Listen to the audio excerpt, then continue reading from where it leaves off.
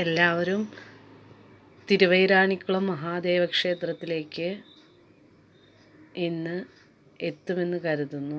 ആലുവ തിരുവൈരാണിക്കുളം മഹാദേവ ക്ഷേത്രം ഇന്ന് നടതുറപ്പ് മഹോത്സവം തുടങ്ങുകയാണ്. 12 ദിവസം ഇനി പാർവതി ദേവിയുടെ നട തുറക്കുന്നൊരു ദിവസമാണ്.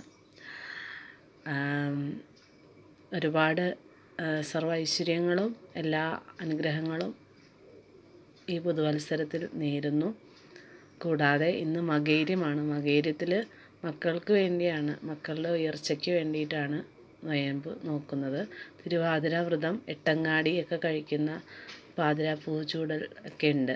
തിരുവാതിര വ്രതം അനുഷ്ഠിക്കുന്ന സമുദായ അംഗങ്ങളുണ്ട്.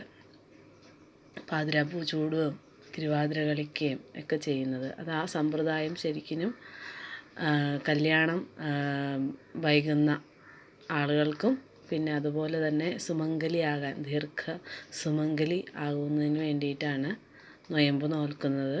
അറിയാത്തവർക്ക് വേണ്ടി ഞാനിത് സമർപ്പിക്കുന്നു.